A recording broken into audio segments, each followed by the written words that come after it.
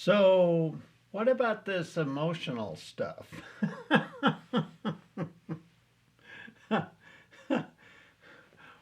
Wet cleanup, aisle five. Our emotions can be a real challenge sometimes. I know for myself, I had big emotional issues at the beginning of my life, and yet my mind was not aware of that. So, I want to talk about spiritually evolving through our emotions. Spiritually evolving through our emotions. Our emotions are impersonal, they're way impersonal, like gravity. The You can think of your emotions as like an echo coming back to you. So you have a mental disposition, a mental demeanor. Your thoughts, feelings, your thoughts, your beliefs, your attitudes, and your expectations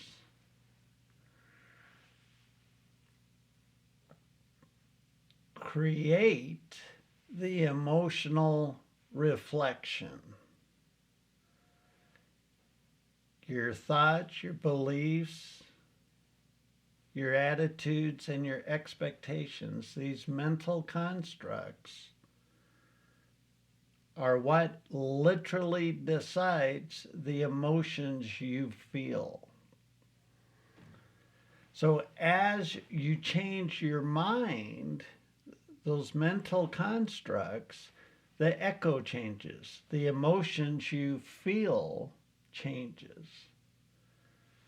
So let's do an example. So say you're brought up in a household where drawing attention to yourself is really scary. Maybe it's a violent, domestic violent household. And mom and or dad is drunk, and if you draw their attention to you, they just might beat the crap out of you, right? So having attention drawn to you is scary. It's risky as hell.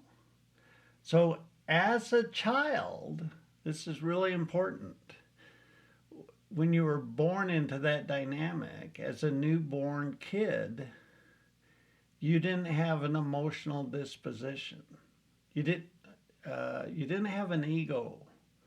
You grew your ego in that environment.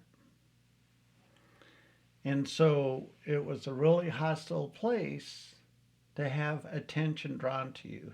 Now, fast forward, you've grown up, you've moved out to college, and you're 1,000 miles away from that dynamic.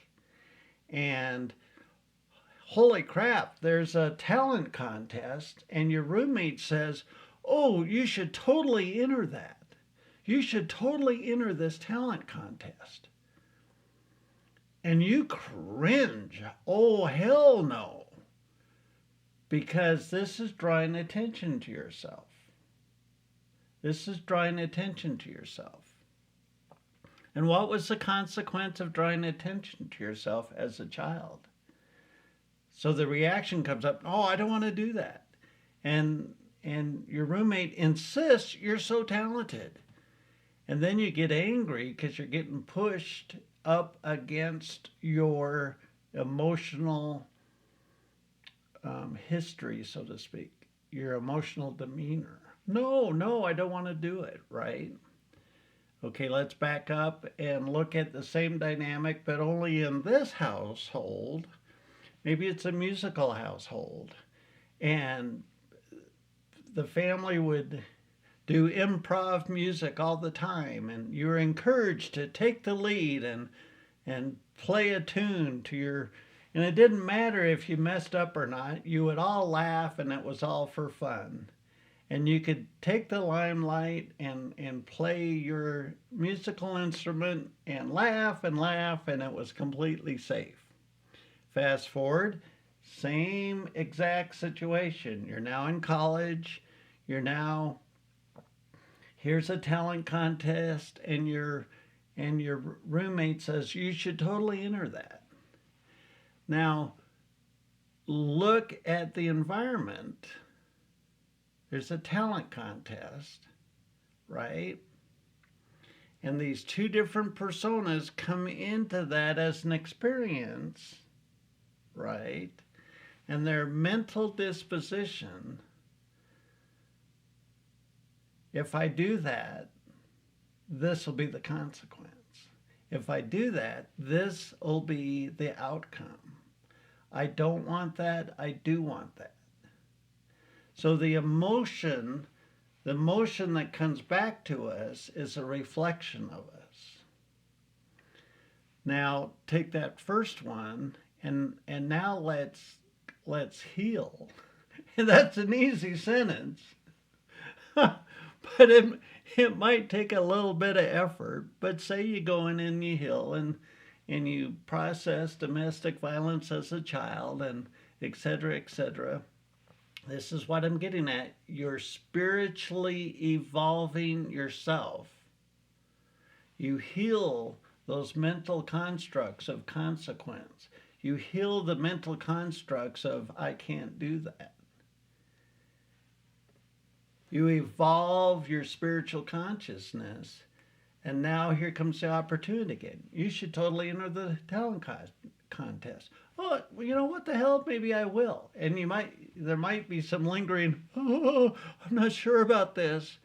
But you push through it anyway. To evolve your spiritual consciousness. Ultimately, as we grow spiritually, our emotions become very valuable attributes, messengers. Our emotions become guideposts, real-time, in-the-moment messengers showing us how we see ourselves as we bump up against reality, right? So as you evolve your spiritual consciousness by healing your past and going into your shadow, you change your emotional experience with the world outside of you. How cool is that? So next time you have this reaction of, oh hell no, yeah, run away. Think about what is in my psyche. What's that trigger there? What's that trigger? And that's a gift right there. And anything that can trigger you is showing you a stigma, a karmic posturing, a karmic demeanor in your psyche, right? I'm Les Jensen. I'm the founder of New Human Living. I've been on my spiritual journey 25 plus years. Oh my gosh. Life is so flippin' cool when you can reintegrate your persona, when you can bring harmony back to all the various aspects of your psyche. And then you have your life purpose, and you have excitement and joy and laughter and harmony and peace and ice cream and chocolate. And the game changes considerably. We could talk about the ego and how that evolves too, but not this time around. We've had this podcast now for 12 years. I've interviewed people all over the world. We just interviewed Shai Tubali about meditation. I think he was in either Portugal or Berlin, or maybe he moves between the two. Great episode, very nice episode. That's totally worth checking out. And this is an idea of evolving your spiritual consciousness. I really like this graphic. What I just talked about is moving this needle, really. is moving this needle as you cleanse and clear out your subconscious karma. You're able to stay grounded, centered, and focused all the time. Your emotional events end up lasting minutes at best. Doesn't mean tough ones don't come along and challenge you, like a death of a loved one or something like that. It's not expected to take minutes, but what might have put you in an emotional roller coaster gets cleaned up quite a bit. You can follow us on these social media platforms. I'm here. I'm your cheerleader. I'm not here to tell you how to live or what to do.